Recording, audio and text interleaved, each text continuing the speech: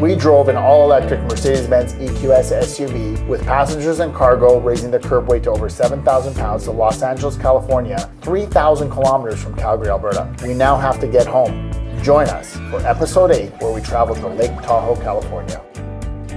Here we are leaving California. Mona's been here for a month in the EQS. We are on our way out of town, heading to Lake Tahoe. We're going to be going up through Lake Tahoe, staying there for a couple of nights at the Marriott there. It'll be a really nice stay right on the lake. And then we're going to be driving up from there to Klamath Falls, Oregon. And then from there, we're going to be staying at Wenatchee, Washington. We're going to be crossing into British Columbia and charging up in Osoyoos and carrying on to Kelowna. Staying in Kelowna at the Grand there for a couple nights, and then we're going to carry on home to Calgary. All of our hotels do have EV chargers. I did some tracking when Mona was in California for the month. We didn't have access to a home charger, so we had to publicly charge the whole time. I wasn't there for a lot of it, but Mona was. We actually were able to track it through the Mercedes-Benz Me app. And that app actually stated that we only spent $85 on charging, public charging, which would be the equivalent of having to gas your vehicle up at a gas station. Now, normally in the GLS for driving for a month, it's about $500 or $600. It was incredible to witness charging network that's in Southern California. It truly is epic. I mean, it's definitely what's going to be coming everywhere else. We're going to probably see that in Calgary as well and across other places as the infrastructure grows. It's pretty neat to see that there's more charging stations than there are fuel stations in most of the vicinities that we stayed in. It's usually a level 2 when you're charging there, so you're not getting a ton of charge, but it's still really good. Today we're going to Lake Tahoe. We're going to be staying at the Marriott there. The EQ Intelligence already has mapped out our charging locations. They're Electrify Americas. Typically, these are in places where, you know, you'll find a Starbucks, you'll find a restaurant, you'll find a Walmart, a Target, whatever it might be. So it's really, really convenient on a road trip. We have 2 charging locations across the way. One's at the Electrify America in Olancha, California. And then there's another one in Bridgeport, California on the main street there. And then we should be arriving by about 4:42 p.m. at the Marriott. So we'll be just in time for dinner. And that'll be perfect. The kids will get a chance to swim. There's a destination EV charger there as well. Status of charge right now, we're at 83% charge. Currently to our first stop, we have approximately 158 miles to go. It's saying we're gonna arrive there with 20% or more. It's saying we have 31 minutes of charge time. I suspect we're gonna be there a lot longer just because we're arriving at 10:53 a.m. Everyone's had something minimal for breakfast and we are gonna want a coffee and whatnot. So that's going to be really good there too. We'll check in with you guys in just a bit here once we get a little closer to our first stop.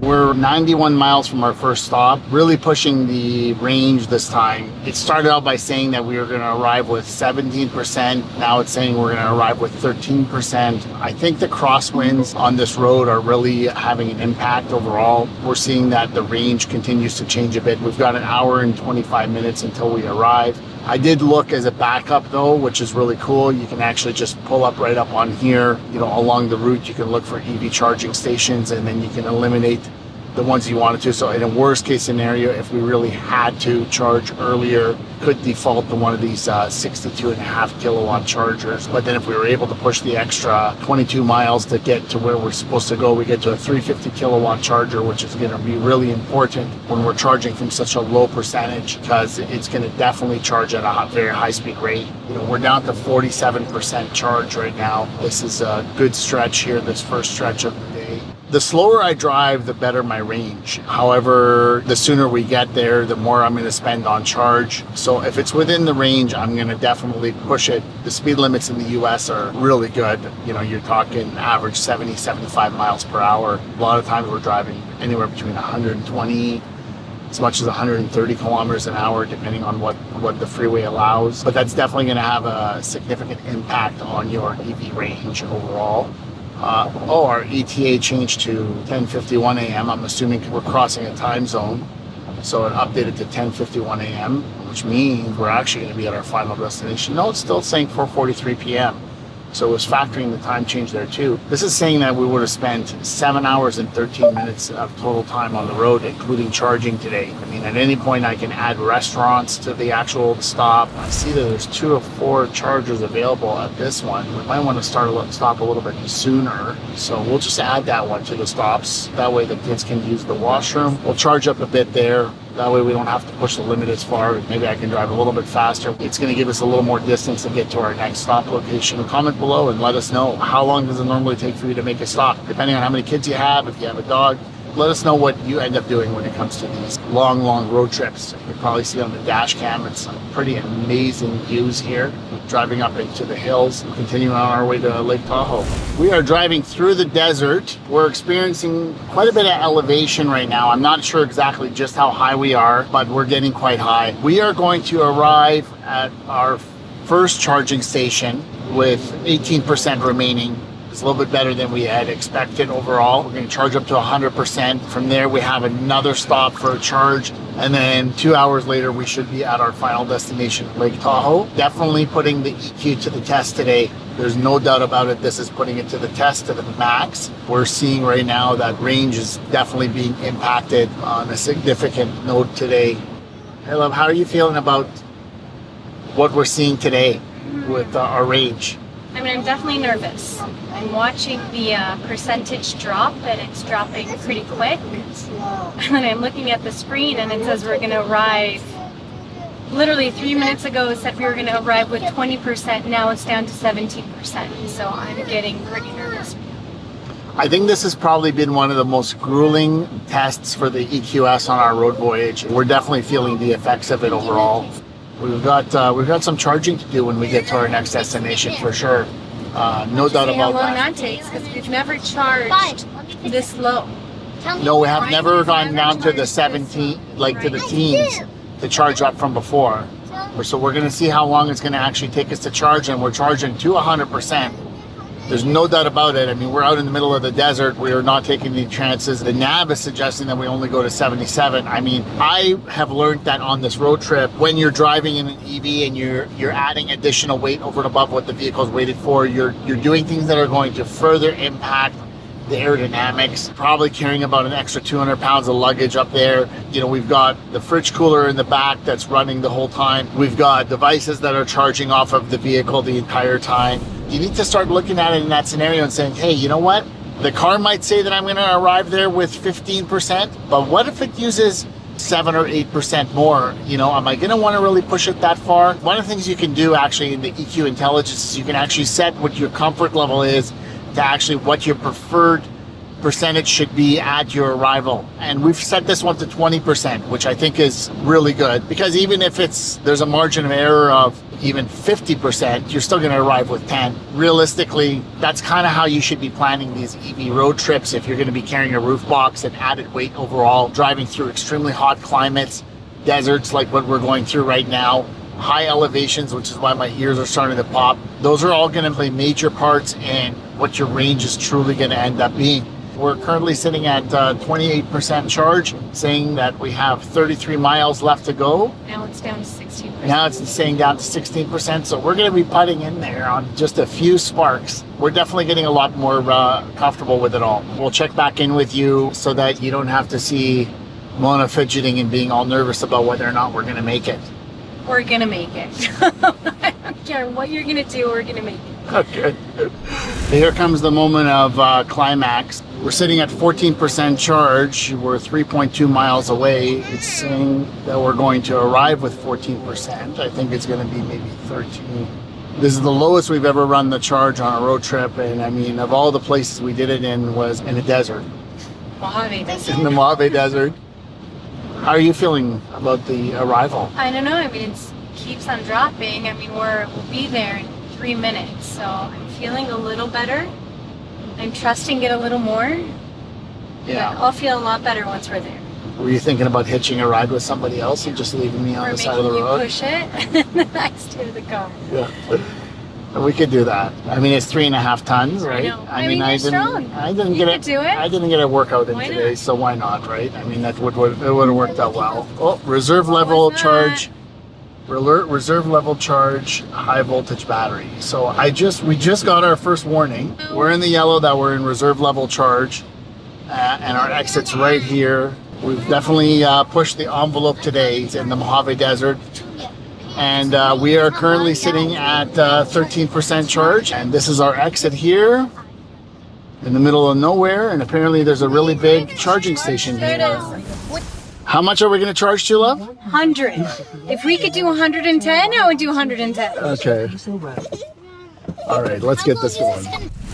We just left Costco Chevron. We charged to 97%. It was taking a really long time for that last 3%, and we figured that it was more than enough because the vehicle had recommended only 77% of charging to our next location. Our next location is actually in Electrify America again in Bridgeport. This is one scenario where we could tell you that the charging did take longer than the family was taking at this pit stop. So the family did not need the 60 minutes we needed to charge. Yes, 60 minutes. We started with the full-on 200 kilowatts. I heard the fan going for the whole time that we were there to keep the batteries cool. It's part of the Mercedes-Benz EQ intelligence. But I saw those kilowatts drop quite a bit, and then for the most part, we averaged close to 100 kilowatts of charging. So about half the speed as we normally would. I think we would have been in and out of there in about 40 minutes, 45 minutes, had it charged at the proper amount. But given the temperatures, you can't get the battery too hot. It just runs too much of a risk. So when it hits that heat limit, it slows down the charger and the battery, that it's just not going to consume it at the same amount. We were able to all use the washroom. This worked really well for me because I was able to change the batteries on the media devices and charge some of the other batteries, which is going to be helpful until we get through to the next stop. And it allowed me to take some drone footage. I suspect, given the weather and how hot it is right now, I suspect that we're probably going to have a similar slower than usual charge at the next location. I think driving through a desert in general is a challenge for any vehicle. I'm not trying to put this as a feather in the hat for the EV. Constantly climbing into the mountains, going through hot temperatures, dealing with crosswinds, all of these things have played a major part on reducing our overall range. I suspect that as we get into better temperatures, it would be great, but from the looks of it, we're driving into a heat wave both in Oregon and Washington. We're going to be in temperatures of 90 to 100 some degrees. I'm not sure that the situation is going to get a lot better, but that is why it's super important to AC charge overnight and not always DC charge at fast chargers. You know, AC charging overnight really gives your battery a nice break, and charging to 100% on the AC doesn't have the same impact on the longevity of the battery as it does otherwise. Who here has driven through a desert? Please share your comments. What challenges have you faced in a gas vehicle? We'd love to hear your comments. Have you done it with the family before? We'd love to hear all about that. We're currently at about 52% charge. We're 32% until our next charge stop, which will be our second charge stop. We'll be stopping in a place called Bridgeport, California. It's a Shell gas station. Right now, we're sitting at 49%. It says my minimum range is 116. So if I'm driving it crazy, if some unexpected turn of events happen, I should get 160 miles. But my maximum is 142 miles. Really, I've been looking at this the whole time to be completely on the safe side so that we're not left stranded anywhere. I've been looking at it saying my next destination is less than the minimum, which in this case, my next stop is 65 miles from here. My minimum is 116. I'm more than okay, even if anything throws me a curveball. And that really helps you alleviate any range anxiety, any concerns, any fears. I've got an eco display that actually tells me what I'm doing in terms of for my input. Right now it's giving me green, it's giving me 4 out of 5 stars, so it's telling me I'm doing a really good job up this hill. The Mercedes-Benz EQ intelligence is incredibly impressive. Definitely been alleviating a lot of our range anxiety concerns. We'll check in with you guys closer to our destination. It's 59 miles from here. It's saying we're going to arrive with 30%. We'll be there soon enough, and we'll check in with you guys when we get there.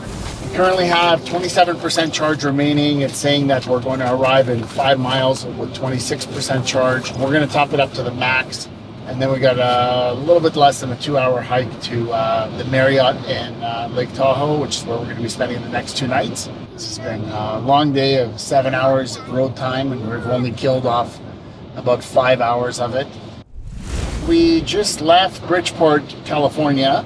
This time the car actually was done charging well before we finished. We were all very hungry, had a kind of early dinner, late lunch kind of deal. We didn't quite charge to 100%. I think 93% is what we charge to. So we are 76 miles from our final destination, which is Lake Tahoe. We did not need to charge to 100% today on this last charge. But like I said, it was a long stop. So we said, why not? We're going to be arriving at in about approximately an hour and a half, and we should have 70% charge left. We're over 7,000 feet above sea level. You kids were troopers today. It was a long day. We drove. Are we going back down here? We did over Yes, about 8 hours of road time, I think it was. And we're finally here. We're top of the world in Lake Tahoe, and the EQS did an amazing job. We're at 66% is our current state of charge. But we finally made it. We're here for 2 nights, so we get to rest up for a little while. We will check back in with you guys later. We're staying here for 2 nights, and we'll be back on the road again in a couple of days. Bye. We traveled 7,200 feet above sea level to South Lake Tahoe. Enjoyed a couple of nights there, and now we're going to continue on our journey home. Join us for episode 9, where we travel to Klamath Falls. Please like, turn on your notifications, and subscribe to our channel. We'd love to hear your stories.